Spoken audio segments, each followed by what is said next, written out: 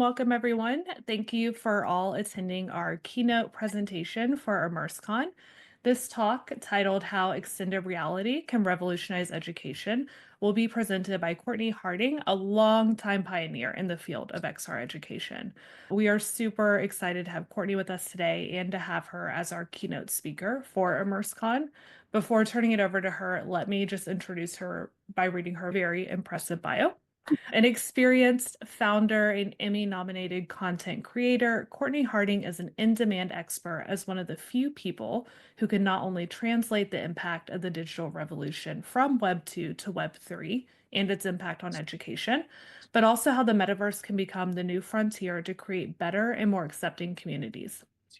As the founder of the award-winning agency Friends with Holograms, she was a pioneer who created VR training pieces around topics like child abuse, workplace exclusion, mental health, Black maternal mortality, and racial bias for companies like Lowe's, Walmart, PwC, Amazon, Target, and more. Her work was honored as the best VR/AR of 2019 at Mobile World Congress, a South by Southwest Innovation Award finalist at South by Southwest, and a top HR product by HR executive. She has also worked with Meta to help shape strategy around learning and training in the metaverse and was instrumental in creating What is the Metaverse, a groundbreaking course that covers all aspects of the metaverse while exploring safety issues, ethical questions, and much, much more. At the end of Cortney's presentation, we will have time for Q&A, so please feel free to drop your questions in the chat throughout the presentation. And Cortney, I'll hand it over to you now. Amazing. Well, thank you so much, everyone, for joining today. I'm going to go ahead and share my screen really quickly, and then we can dive in. So let me just, oops, that's my email inbox. You don't see that. Let me find the deck. Perfect. All right. Nope, that's also not it. Oh my God. There we go. Sorry, technical difficulties. Yeah, so go ahead and just drop a comment in if you have any questions. I'll make sure to leave like 10 minutes towards the end. But yeah, again, thank you so much for having me today. I'm really excited to talk to you. This is actually the second time I've given kind of this talk this week, and it's been on my mind a lot as this year has started. Things have shifted around. There's been a lot of announcements, including Meta for Education. So yeah, really excited to dive in and talk bigger picture, right? I would imagine a lot of you who are on this call, your university or whoever you're working with is probably using Immerse to do language learning, which is fantastic. It's an incredible platform. But I want to challenge everyone to think bigger, right? The only way this really works is if we can do it at scale. And so I'm going to talk through ways to really think about this and scale this as we move forward. So that's me. I had just had that fantastic intro, so I don't need any more, don't need to hear any more about me. But yeah, really excited to be here. So this deck uses the word training a lot, but I use training and education kind of interchangeably, and you'll see a lot of the examples that I have here are very education specific. So I love starting with this slide, and I love starting with this number because I think this number is indicative of everything that is right and everything that is wrong with where we are with virtual reality today. So this slide I first encountered at Meta Connect or Oculus Connect, as they called it at that point in 2019, so before the name change. And this was a case study that Meta, formerly Facebook, did with Johnson and Imperial Medical College in London. And what they did was they basically broke a group of medical students into two groups. One trained the traditional way, the way they'd always trained with, textbooks and examples and videos and conversation. The other group trained in a virtual reality experience on completing a surgical procedure. After each group had gone through the training, they put them in a lab with a cadaver. And they said, okay, now do this procedure. And you can see what these numbers are, right? 83% of those who trained with VR were able to do it with minimal guidance, whereas 0% of those who trained with traditional methods were able to do that. So when I saw this, I was so excited. I thought, oh my God, this is it. This number is incredible. My phone is going to be ringing off the hook. I'm going to be, as they say in Hollywood, booked and blessed. I was just so thrilled. And not much changed, right? I think, we've all experienced this as kind of a really long tail, really long effort. And one of the things I would want to explore with this is like, why? What are the holdups? What are the sticking points? Because if I was anyone teaching anyone anything, I would see these numbers and think, oh my God, how do I get 500 headsets tomorrow, right? These are not these little microscopic 5% here, 10% there, sort of marginal gains. This is massive. And you probably are thinking, okay, sure, this was a one-off, maybe they didn't capture it correctly. Well, let me just put that notion to rest, because here's even more research, right? When you use VR for training and education, you get a 75% increase in learning quality and retention, and a 70% performance improvement, right? Again, these are not marginal. These are not like little, oh, nice to have, maybe we can, no, it's huge, right? So again, it comes back to this question, why haven't we as educators, as humans, embraced this on a larger level? Because again, it's not just these couple of numbers, it's all of these different benefits, right? So in a lot of situations, it's not feasible to learn or to train in the real world. So here's an example. I was in Utah last year working with an organization called Intermountain Health. They're a large healthcare company in the southwestern US. So Intermountain came to me and they said, we want to use VR to train hospital crisis managers. And a hospital crisis manager is a newly created position that was created in the wake of Hurricane Katrina. And if you're not familiar with kind of what happened there, Hurricane Katrina hit New Orleans in 2005, and Memorial Hospital, which was a large hospital in downtown New Orleans, was flooded. It was off the grid. It was very badly hit for days on end. And at a certain point, medical professionals had to start just making decisions on their own about who was going to receive care and who wasn't, because the hospital had basically collapsed.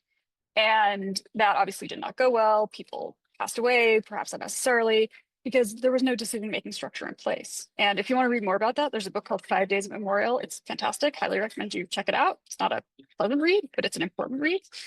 Anyway, so in the wake of that tragedy, something good did happen, where a lot of hospital systems created this position. And this was somebody whose job it was to do two things, right? Their first job was to make sure that decisions about rationing care were made within a legal framework. So you can't just unplug somebody based on like vibes, as I like to sort of jokingly say. There are like legal, things you have to go through, like a checklist, right? The second thing is that, and maybe even more important, is that they have to remain calm, right? This is an incredibly stressful situation. So this person needs to not only just kind of manage everything, they need to remain calm and level-headed and able to remember the framework as literally everyone is screaming at them. So what we did was we created a VR piece where you, the user, were this manager at the hospital. An earthquake had hit the Central Valley. At this point, you had no idea, was your family alive or dead? Was your house still standing? Was your community on fire, right? And every doctor, every patient, every relative was in your face because, they wanted their loved one to be saved. They wanted their loved one to receive care. And so we built this VR piece that was really cool, and it really simulated that. And I'll talk about this in a second, right? We taught a skill, and we also taught a behavior. So it allowed people to practice at scale as many times as they wanted to, because again, if you were to do this like in real life, to stage something like this would be prohibitively expensive. So again, you see VR plays really well into that situation. And let's say you're training for something that's not like that big of a scale, right? Even then, VR can shorten the training cycle. So let's say you're just training somebody how to fix a part in a data center, right? That's something that I've worked on in the past, right? That's mission critical in the sense of the data center has to keep running, but that's not one of those things where it's, massively difficult to train. But you train more quickly. So that person is producing more quickly, they're more invested in what they've learned. So even then, it's a benefit. Other advantages to learning and training in VR, right? You can create these true to life experiences that enable realistic interactions. So, I've worked on stuff for child welfare that I'll talk about later, racial bias, right? This feels very realistic, and that makes learning 10 times more powerful. You can build it in as part of like discussion groups. So you can do a VR experience, you can all go through it, and then you can discuss afterwards, debrief. So it just leads to deeper learning there. And this scales, right? Again, to go back to the Intermountain example, if you were going to do that in real life, not only would you have to spend tons of money and setup and hire actors and this and that, people have to come to Intermountain Health. That means they have to leave their families, they have to leave their homes, they have to travel. There's a lot of expense involved. And even then, you're going to have a cohort of people who have other things that they're doing, or maybe they miss the training, then they're hired later, right? So this scales everything in an amazing way. So this is sort of, now that I've sold you in on this idea, right, or given you ammunition to sell other people in your organization or your university in on this idea, I'm going to get into the meat of what I do a lot, which is help people figure out what exactly they are trying to do in VR. Because that, in my mind, is the biggest problem we have today. So we're great on hardware, right? The headsets are fantastic. I have a Quest 3, I have a Vision Pro, I have some Pico headsets, like I have a couple HTC headsets, right? The headsets are great. They are light, they are less expensive, they are fast, great frame rate, right? We're really set on hardware. Where we're not set is on content. And that is the thing that will kill us in the end. Because a really great headset is just a bunch of chips and plastic, unless there's great content. And we right now do not have an ecosystem of content creators that allows great content to reach everyone. So when you are thinking about creating content or licensing content or building content or just strategizing about this, you need to think bigger than, oh, let's just get some VR for this thing or that thing because maybe our training is not working well or students aren't learning as much, right? You need to take a step back and think even bigger. So this is the slide that I like to start challenging people with, which is, what's the problem, right? Sounds simple, kind of isn't. So you really need to dig into why what you are currently doing is not working. Because if everything you're currently doing is working fantastic, I mean, good for you. Go with it. You don't need a headset. You don't need VR. You've figured it out. You're a genius. But my guess is that's not the case, right? So then look at, okay, why? Why is this not working? So the first problem that I find often is that what you are presenting is interesting. What you are teaching is interesting. The format you are using to do it, not so interesting. I fully acknowledge the deep irony of using a PowerPoint to talk about this when, I'm talking about PowerPoint being boring. Maybe next year we'll do this in headset and it'll be different. But as for now, this is kind of where we're stuck. So people can only absorb so much information in one setting. Younger employees or younger learners in particular will really struggle to absorb a ton of stuff in a PowerPoint, absorb a ton of stuff on a flat screen, right? They have much shorter attention spans. They're used to more interactive content. So it's probably really great information. You're probably just not conveying it in a way that really moves the needle. It's hard to scale. So I was at a fantastic university, Southern Utah University. I was invited to give a keynote there a couple months ago. I had never honestly heard of the school, but they seemed really nice. And I was like, yeah, sure, why not? I'll go to Utah and check it out. And I was so impressed with what they are doing. And one thing that they talked about was it allows them to scale their education in a way that they couldn't before. Because Southern Utah University, like every university on earth, has limited space. There are only so many classrooms. There are only so many professors. The town has only so many places for someone to live, right? You cannot scale it to infinity physically, right? And so then for a long time, the answer was, oh, online education, and you could, do Coursera or do a lot of the things that I've done where you teach, you go on Zoom or you do YouTube videos, you teach classes. Those are okay, but they're not interactive. And the quality is kind of hit and miss a lot of the time. So the scale isn't there except in VR. VR solves the scaling problem because all of a sudden you can create content that is standardized. So if you create a VR training that is set in stone, then it's always there. Humans have off days, right? I have off days, I have bad days, I get sick, I have an argument with my husband, I just am not feeling it one day, whatever. So my performance that day will not be as good as days when I'm well rested and happy and everything's great, right? That's human nature. A VR experience lives forever. So you create one really great thing and you've got it. So there's none of that variability. If you want to do role plays, I know that's big in language learning, that's fine. I mean, it kind of works, but there's always that kind of uncanny valley thing of like, oh, this person really isn't like another French speaker. This is like my classmate who's also struggling. And then you can have as many people as you want in it. And the great thing about the scale in particular is that now everyone has access to world-class facilities. So you could be in the middle of nowhere, and as long as you have a good connection and a good headset, you can be in the physics lab at Caltech or the chemistry lab at MIT or the middle of Paris to practice your French conversation, whatever it is. This is where you get that infinite scale. And the third is the cost. And yeah, headsets cost money, creating content costs money, licensing content costs money. But I will guarantee you, bringing people together in person costs a lot more. And it takes a lot more time and a lot more effort. And, there's travel costs, right? There's the carbon emitted by an airplane. If you're training people on some specialized equipment, right, and they break it, that's a cost. That's not great. KLM Airlines is my favorite case study in here in this space because KLM is doing really interesting stuff with pilot training. And they've been doing it for a long time. And what blows my mind is that KLM has done it. They've had great success. I don't see Delta doing it. I don't see United doing it. I don't see Emirates doing it. So again, this is where we kind of run into this issue of like, there's great success stories. We just haven't scaled it yet. But what KLM did was they basically built all this pilot training in VR. And they still have the pilots go up in the planes, right? So it's not like the pilot trains only in VR and then goes and flies people around. That would be terrifying. No one's okay with it. But it lessens the amount of time they have to spend in an airplane. So it's great for the pilots, right? They can practice as much as they need to. They can be at home. Maybe they don't live in the Netherlands. They can be in their home country. They can be spending time with their family while they're doing all of their training. So that's, first of all, fantastic for them. The much bigger win for KLM was that they didn't have to take planes out of service to do practice flights. So these planes can be up in the air, flying people from point A to point B. They're saving tons of money just by doing that one simple thing. Because when you take a plane out of service for a practice flight, you still have to fill it with fuel. It's still really expensive. So what this has done is created this incredible cost savings. So these are really the three buckets to look at when you think about, okay, what can we solve for with virtual reality? Like, why isn't this working?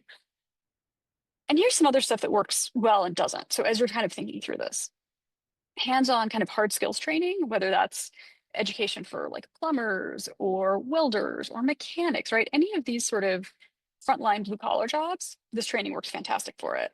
I saw a really great piece a couple days ago with people that repair like cell phone towers, and it was terrifying, super scary. It was really high up, but it was a great use case. So that stuff is fantastic for the most part. Critical human skills training that is conversational in nature. So this can either be language learning, right? Practicing having conversations with somebody in a different language, getting comfortable, getting really feeling what it's like to do that. Or it can be just the difficult conversations that people who are employees or managers have to have every day. So you might have to have a hard conversation with an employee about their performance or a colleague about how they've been kind of shifting all their work onto you, right? I did a piece for Walmart about how to deal with a colleague who's having some mental health challenges. So as you can see, like that's really good in VR. It takes the pressure off. So if you say the wrong thing, it doesn't matter. And it allows you to feel comfortable in the situation. Critical human skills training on empathy. That's, I mean, Chris Milk said it in 2013, right? We did a TED talk about VR as the empathy machine. Again, you can really feel what it is like to be somebody else in VR. And that's an incredibly powerful feeling. And then emotional intelligence, reading body language, reading nonverbal cues. When you're in a headset, it feels very realistic and you're very close to the person. And that is something that no other medium can do. And then finally, this is the Jeremy Valenson acronym that everyone loves, training for situations that are dangerous. So that's the aforementioned like climbing to fix a transmitter or something. That's dangerous in real life. Training for situations that are impossible. So that's like the intermountain piece. Training for situations that are counterproductive. So like maybe you want people to make mistakes and learn from them. Not in real life, because those have consequences, but you can allow people to go down the bad path and see what happens in a safe environment or situations that are expensive. We kind of talked about that. Things that don't work well, and I want to just sort of highlight this a little bit. Training on computer programs. Like, it's okay, but if you're going to teach somebody Excel, just teach them on a laptop. I mean, they really don't need to do Excel in VR or ever. I'm not a big fan of that program. The training on simple things, again, if it's like really basic, you can do it. It's not the worst, but you're going to get a bigger bang for your buck if there's things that are more complicated. And finally, training on things that are rote or scripted. So if you have a script in front of you, just read off the script. You don't need to do a VR piece that teaches you how to read off a script. So I want to delve into skills versus behaviors, because this is a place where I see people making really critical mistakes. So I was working with Houston Methodist Hospital last year, and Houston Methodist is a big hospital, obviously, in Houston, and they were having challenges with sepsis cases. There were rising sepsis cases, which is unpleasant, can be deadly, right? So they wanted to nip this in the bud. So their initial hypothesis was they had some new equipment. Nurses had not been trained on properly using that equipment, and that was the cause of the rising sepsis cases. Makes sense, maybe, but let's just go with it. So I thought, okay, we're going to do a VR piece to train you how to use this new piece of equipment. Fine. But then we started digging deeper, and it wasn't actually the equipment. It was that the nurses had not been trained to look at very specific signs and symptoms. They weren't paying attention. So we quickly realized we didn't have an equipment problem. We had an attention problem. We didn't have a skill problem. We had a behavior problem. So a skill is, fixing something, operating in a framework, using a device. A behavior is, are you a good listener? Are you attentive? Can you have a hard conversation with somebody and be empathetic but also firm, right? You really have to understand what you are training people to do before you even start thinking about training. And you can train for both, right? Intermountain, we trained people. Yeah, there was the legal framework for rationing care, but the bigger picture was really how do you stay calm in this situation and how do you actually do that framework when you're in this situation. But again, you just need to be really crystal clear on what it is you're trying to do, because I've seen so many companies think, okay, we've had a lot of forklift accidents recently. And so they build a forklift safety training in VR and it kind of doesn't move the needle. And that's because the problem wasn't the forklift. The problem was their employees weren't getting paid enough. They had to work multiple jobs or multiple shifts and they were really tired, right? Or a lot of their employees were non-native English speakers and all the training material was in English. So again, you really need to dig in on this because that's what's going to make your piece really impactful. And then the most important question to ask yourself when you start, now that you've kind of aligned on what we're teaching, what's the problem, is how do you want somebody to feel when they finish an experience, right? I know that sounds kind of silly. I know we're talking about education, teaching, but VR is such a profoundly powerful medium. So it has been 10 years, basically to the day, since I saw my first VR experience. I didn't know what VR was. I mean, I probably conceptually knew what it was. I probably heard of it, but I was a music journalist and then I worked in music tech and I didn't, yeah, VR, okay, fine. And I went to this art gallery to see a musician that I liked. She was performing there and I just was like, okay, cool, I'll go see her. And so I walk in and she's in this dome and she's sitting in the middle of the dome on a couch playing music and talking, performing. And there was an Oculus DK1 next to her. And everyone sort of stood in line around the dome and they waited for a chance to get in the DK1 and do this experience that she or her friend had built. Now, at the same time, the experience was being broadcast on the roof of the dome. So you kind of saw this experience over and over, but slightly differently every time because, right, the experience changed on how you interacted with it and where you looked. Now, if I were to go back and look at this 10 years from now, I would probably think, God, it's low poly, it's really cheap, it's really clunky. But I put on that headset, I went through that experience, and then I left and I went home and I could not stop thinking about it. And I can tell you about that experience 10 years later. Now, can I remember where I put my car keys? No. Can I remember the name of the person I met yesterday at a coffee shop? No. Can I remember a VR experience I had 10 years ago? Absolutely. It is imprinted in my brain. I also remember a really traumatic VR experience that I had several years ago, and that is really imprinted in my brain. So one thing to think about as we'll get to this next step is when you are doing stuff that is kind of more sensitive, you need to tread very carefully because you don't want to traumatize people in VR.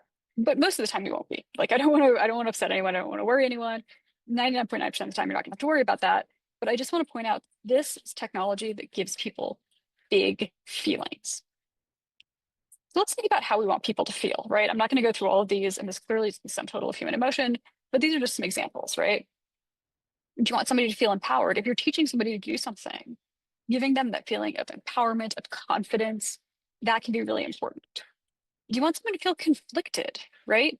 This is something that people sort of think is strange at first, but just hear me out for a second. So I did a piece, and we'll talk about this in a second, where you were playing the role of a child welfare worker and you were interviewing a family that was in crisis. And you had to ask different questions. It was a branching narrative. And then at the very end, you had to make a decision about are the children safe in the home or not? Now, that is a decision that has profound ramifications for a family. And the way we built the piece was it was not easy to tell if the kids were okay or not, right? This was not the type of thing where you walk in, the parent is hitting the child in the face, right? That's a very clear, get the kid out of there now. You could look at this family and say they're terrible, or you can look at this family and say they're struggling financially and they're kind of chaotic, but they seem to love each other and being poor is not a crime, right? And you came out of that situation, and I don't think I talked to anyone, and I've demoed that piece for lots and lots of people, I don't think I came out of it with anyone saying to me, oh yeah, I knew right away. Oh yeah, it was easy, right? The point is it's supposed to be hard. And the point is you're supposed to feel like, did I make the right decision? Because that is actually how it works in the real world, right? Do you want people to feel uncomfortable? This is another one that I like love doing because I'm weird like that. The racial bias piece, you, the user, were on the receiving end of a bias incident. That's not a good feeling. That's the point. So you, the user, feel really uncomfortably, feel really put out. That's how you're supposed to feel. I've done 2 pieces on workplace inclusion. Same thing. You are in a meeting, your boss, kind of ignores you, your colleagues are kind of cruel to you. That's not a good feeling. And that's the point. So if you are doing specific things, that's powerful. And again, some of these, do you want people to feel excited? Do you want them to feel happy? Right? Those are good too. I'm not saying you need to make depressing VR all the time. I tend to like doing that, but I also like making VR that just makes people smile. But again, I'm not going to go through all these, but you can see like there's no right or wrong answer, but you need to think about what is that outcome when the user takes the headset off. The last thing you want to do is meet people where they are. So if you are like a language learner, right? You want to come as yourself, somebody who speaks this language. If you are doing something sensitive, you want that person to experience it themselves. What you don't want to do is make them play a role, right? It's different in gaming VR. Like if you're playing Batman Arkham, like you can be Batman, right? That's different, right? If you're doing something that is challenging, is sensitive, asking somebody to cosplay as another person just won't work. It'll take them out of it, right? So you can give people direction. You're an executive at a company, you're a customer, you're a caseworker, like that's all stuff that I've done. But you shouldn't ask people to embody another race or gender identity. That gets very murky very quick. So I'll go through some case studies. The first case study is on workplace inclusion, and I've referenced this a few times. So DDI, which is Development Conventions International, it's a global leadership consulting firm. And they wanted to create a piece that made the user feel excluded in a workplace setting. They wanted to create this visceral response, right? They wanted to make someone feel really upset because when that happens to you in real life, it's very upsetting. So we built this voice activated 360 video piece where you are like in this environment that you can see here. You're meeting with people, your boss is giving you contradictory advice, your colleagues are kind of talking over you and excluding you. We cast this very specifically, as you can see by the photos of the cast. We built that, but we didn't make mention of it. We worked with Gabo Aurora, who shout out Gabo, an amazing director, Clouds Over Cedra, piece that he did like almost 10 years ago as a classic. And it really evoked this powerful response. So, there was one guy who went through it and said, that wasn't a conversation, that was an emotional experience, which I still need to like put that on a t-shirt. But it wasn't that he had this powerful response to it, right? Just that would have been fine. But what he did was he went back to his workplace and he changed how he ran his company. He changed how he ran meetings. He changed who he called on. He changed when he sort of called people out for interrupting. That's what's really exciting about this, right? That long-term change. The child welfare piece, again, I've talked about a few times before, but just to give you a little bit more insight into it. So Accenture's Health and Public Service Division wanted to use VR to accelerate training for social workers to get them into the field more quickly. So the sort of normal path for social work training is you take classes, you go to college, you go to graduate school, you get your degree, and then you do a lot of your hands-on training in the field. The problem with that is that social workers are really overworked, really underpaid. It's criminal how poorly paid they are, to be totally honest with you, but I'm not going to get political here. But they are, not only are social workers expected to do their actual work, they are also expected to train new employees. So that often doesn't work well, right? It's not a great situation. So we did this piece, and this was in summer of 2018, and we did this piece in 3 months. And it kind of almost killed us, but we did it. And the result of this was this 20-minute long voice activated VR experience that allowed users to ask questions and get answers based on the questions they chose. This was early branching narrative. At the end, the user had to make the choice, right? Are the children safe or not based on the information that they've gotten? And oh, by the way, the different types of questions you ask give you different types of information. So very complicated. But as you can see here at the end, 31% decrease in casework turnover, 75% decrease in training costs. Again, really big, powerful results. And this piece we've done a couple more of these with them. They've done a lot of these in-house, and this piece has been replicated, and it's in many states and doing really well. And then I'll just show you a quick video. Hopefully the sound on this works.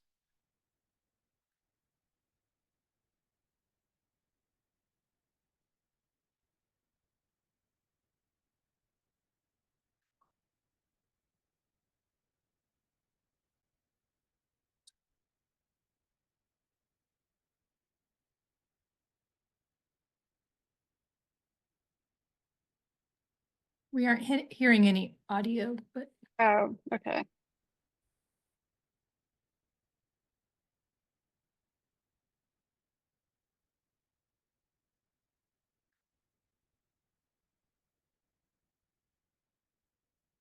So there's some setting that, for sake of timing, I'll just turn on the closed captions.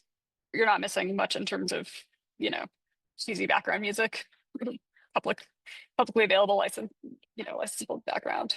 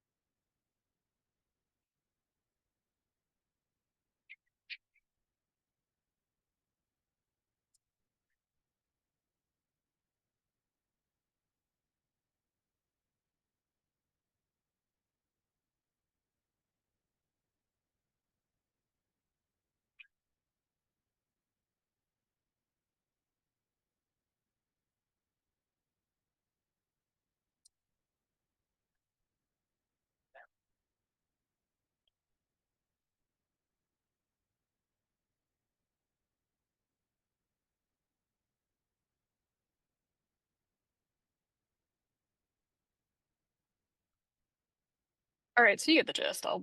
That's kind of the end of the stuff about VR in that video. And again, sorry about the sound, but hopefully you got the idea, which is, and saw what the gameplay looked like, right? So it looked really realistic. And that's really critical to make people feel like they're actually experiencing something. You want it to look very realistic. And we're at a place with AI and with avatars where that is becoming ever more possible. I've looked at a lot of VR platforms, 5 years ago that used avatars, and my God, they look terrible. And now they look pretty good. There's still an uncanny valley aspect to it, but they look way better than they did. So that's always exciting. So I got a couple more case studies. So the third case study is on racial bias, and this was for a major retail chain, and they had some bias incidents in their stores. So they came to us and said, okay, how do we kind of combat this? How do we work on this? And we created this scenario where, first of all, you, the user, are on the receiving end of a bias incident. So you come as yourself, you're a store customer, right? And you can see you have a shopping cart with a backpack. So that's maybe a clue as to why this person is sort of harassing you. And then the store employee comes up to you. They start out really nice. They start out friendly, and then they get progressively sort of meaner. And they do say at one point, they reference your backpack at one point. And they also give themselves a little bit of, not an out, but you create a little bit of sympathy for them. We didn't want them to just be villains. So we had them say something at one point where it's like, oh, there's been all these thefts. And if there's one more theft on my watch, I'll be fired. And I have a kid, right? So we didn't want it to be super black and white. We wanted people to feel what it was like to be in that scenario. We also wanted to give them a little bit of grace because some of these employees might have done that based on whatever, right? So we did that. And then the second part of the experience was it flipped around. The user was a store manager at the store, and that was what we were training, the people we were training. And they had to talk with somebody who'd been on the receiving end of that bias incident and walk through the process of reporting it, handle it in a way that was empathetic, and get it all done. So as you can see here, like the results were really interesting, although not shocking, where certain groups of people who went through it were angry, they were upset, right? Because they hadn't experienced it. Other groups of people who went through it were like, oh yeah, that's kind of it. That's what I live. That's my life, right? Which is a terrible indictment of humanity and how we all live. But at least we captured it. So this piece went really well. And the final piece I want to talk about is a little bit different from other things I worked on. And this piece is JFK Memento. So JFK Memento was part of the Meta Immersive Learning Fund. It was funded by that fund, which sadly is gone. And I was the executive producer on this piece. I brought this in when I worked with Meta and helped produce this piece and was a creative consultant and a producer. And the thing that's cool about this piece is like we all know the story, right? If you don't know the story of the JFK assassination, you really need to fix that. So this is well-trod territory. But what this piece does, and I give all credit to Targo, the Victor and Chloe, the founders, who did an incredible job on this, they made it so interesting and immersive because they made you feel like you were in people's living rooms, in their space, talking to people who were part of this experience. And the one thing that always strikes me about this piece, and it's kind of early on in the story, there's a woman named Marianne Mormon. And Marianne Mormon was just a lady who lived in Dallas. Like, she was a housewife, she was a regular lady, and she had gotten this new Polaroid camera for Christmas. And she liked John Kennedy. She thought Jackie was beautiful. So she decides, okay, I'm going to go watch this parade and take some photos with my new camera. And she was really excited. So she goes to Dealey Plaza and she finds this grassy knoll, and you all know where this is going. She stands next to this guy with a video camera. And she's like, oh, I got a great spot. I'm really excited. And in the piece, you watch the car drive towards her. You can see the motorcade moving in the direction where she and Zapruder and other people are standing. And I have to tell you, I know the story. When I saw it for the first time in headset, I wanted to yell, turn around, go the other way, like stop the car, whatever, right? Because I felt like I was there. I felt like I was watching it in real time. And you see Marianne Moorman pick up her camera and take the picture. And then you are with the detectives in the Texas School Book Depository, moving boxes around, finding the rifle. Then you're in, and you keep going through these environments, the police station, movie theater, all that stuff. And it's just an incredibly different way to experience history, even if it's history that everyone kind of knows.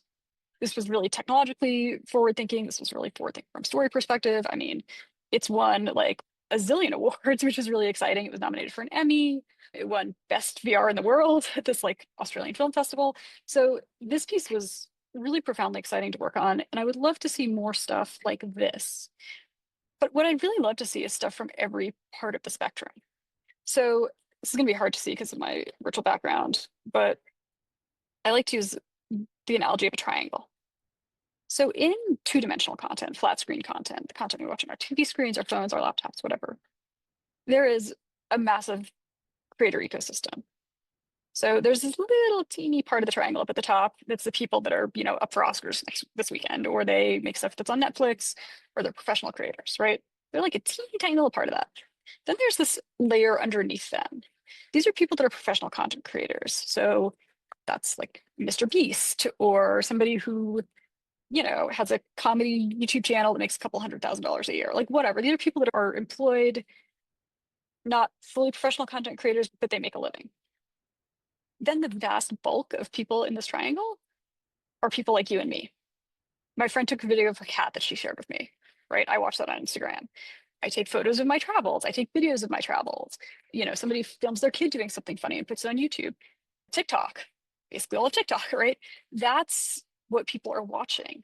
And there's space in that ecosystem for everyone, and no one is displaced, right? My friend making something funny on doing a fun dance on TikTok does not displace Adrian Brody, right? So what we have now is this big ecosystem, and that's why so many people are consuming stuff on screens and purchasing screens. Where we're at with VR right now is there's a tiny group of people who are professional content creators, right? Most of them are struggling. And I'll be really honest with folks, like Meta has changed a lot of their funding strategy. They have switched from Meta for Education, then they did the Meta Lifestyle Fund.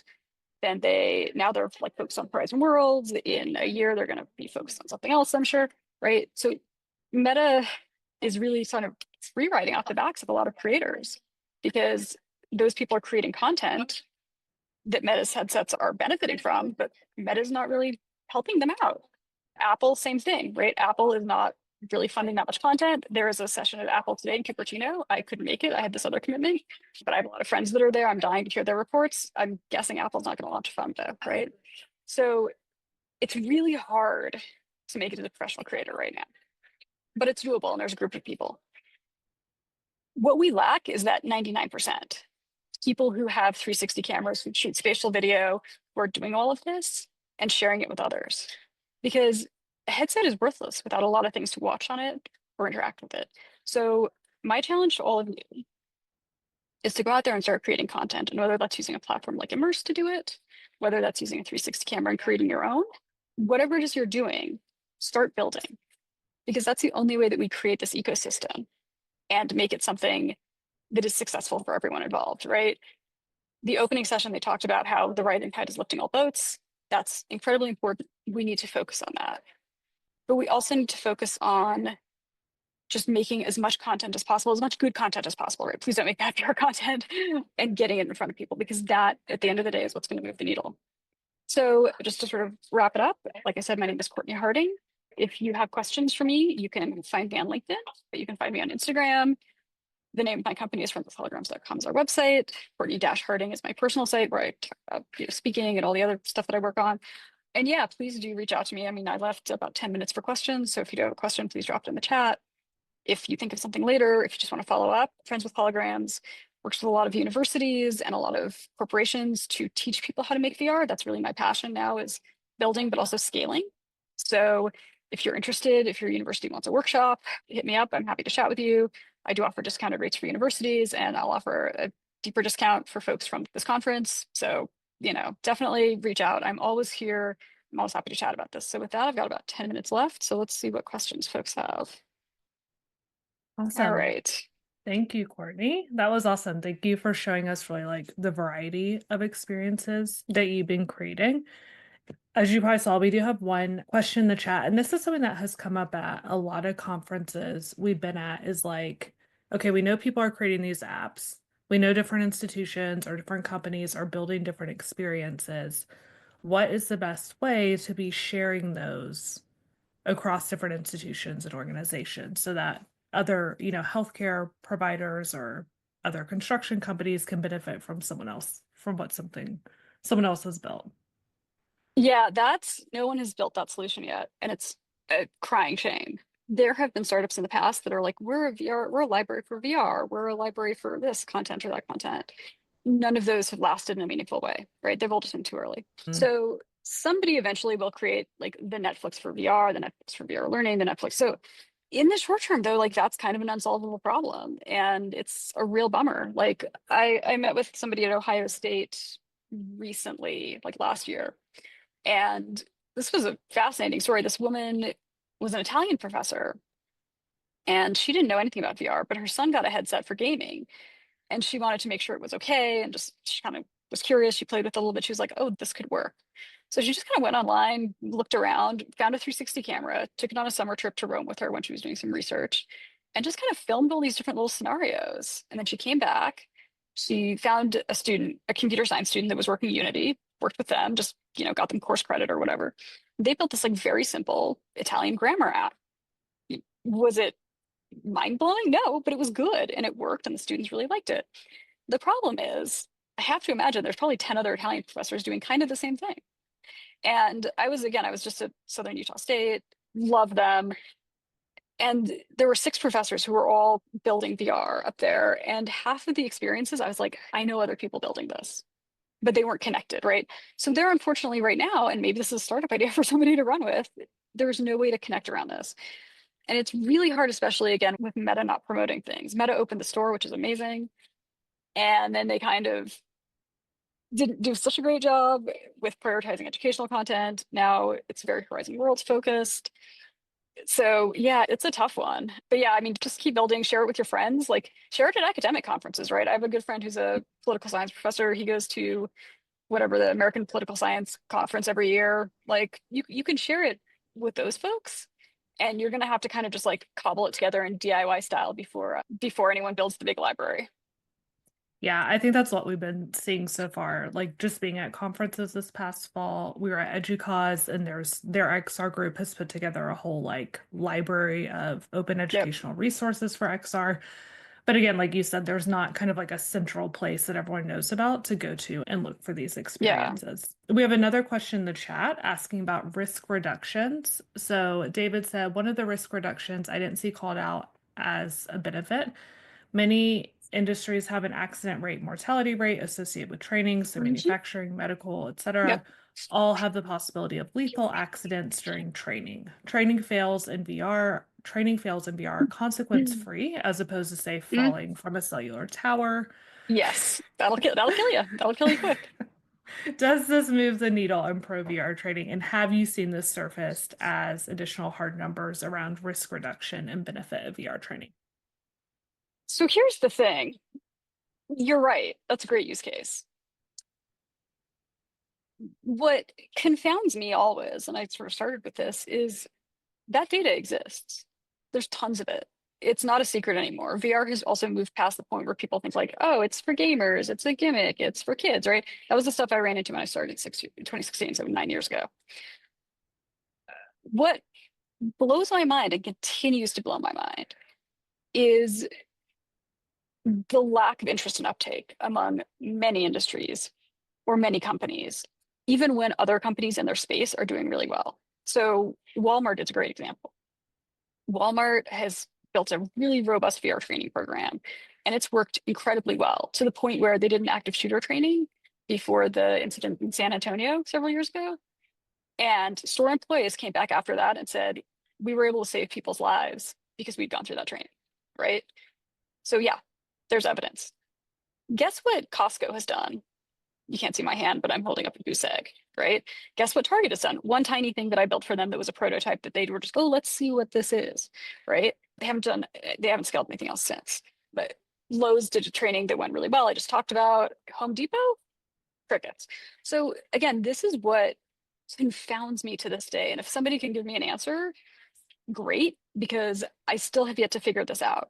With all of the data, with all of the safety information, with everything that there is, headsets also. I understand why people, say 7, 8, 9 years ago, were hesitant to do this. The headsets cost $2,000. You have to have a gaming computer. It was really hard to set up, on and on. I mean, I'm not going to show you, but like, I have a Quest next to me. I put it in my purse.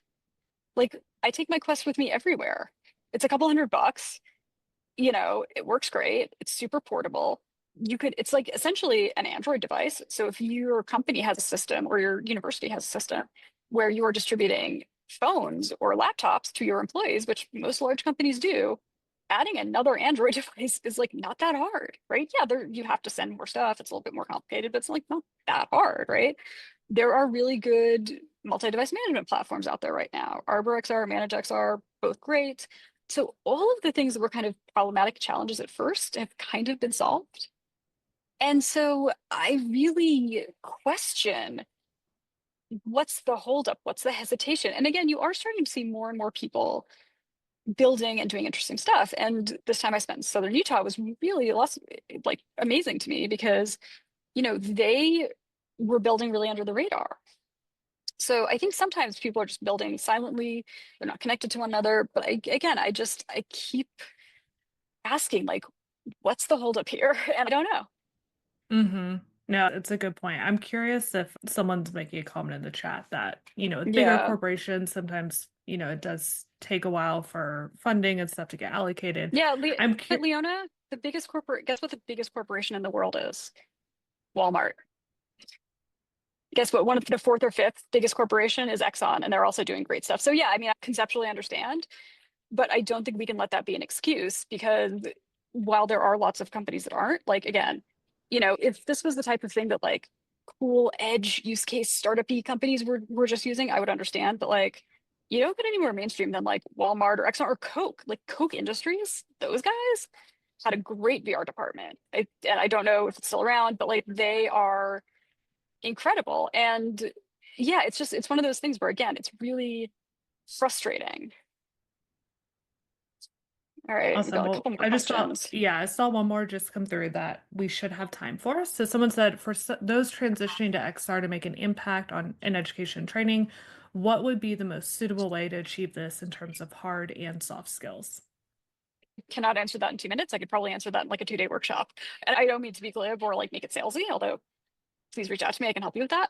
Again, you need to go back to the beginning, which is what are we trying to solve for? What's our biggest problem? What are our 5 biggest problems? And the thing that you need to be really careful of is not getting stuck in what I call pilot purgatory, because I see this happen all the time too. Somebody will get really excited about VR. They will get some headsets. They'll be like, ooh, let's do something. But they won't think through what they're trying to do. So they'll build something and it kind of won't work because they haven't thought it through. And then they're like, well, VR is terrible. right? Like if you watched a bad video on YouTube, you wouldn't say video is terrible or YouTube is terrible. You'd say, oh, it was a bad video. Unfortunately, with VR, people have one bad experience and that's the end of it. So yeah, I mean, you just really need to, again, go deep, think through, and be very strategic about what you're trying to build. Awesome. Yeah, well, thank you again so much for having me. This was a lot of fun. I really appreciate it. Yeah, thank If you. Thank you for you coming. have further questions, if I didn't get to your question, if you have stuff that comes up later, if you just want to chat more, like again, I'm on all the internet. I'm pretty easy to find. And yeah, please definitely hit me up and enjoy. I unfortunately have to go to another appointment now, but I'll try to drop in tomorrow and spend some time. Matt Sanders is awesome. I've worked with him a bunch, so you will very much enjoy his take on things. And yeah, thank you so much again. Thank you guys all so much for coming to the keynote. Thank you, Courtney, so much again. Thanks, everyone. Have a great day.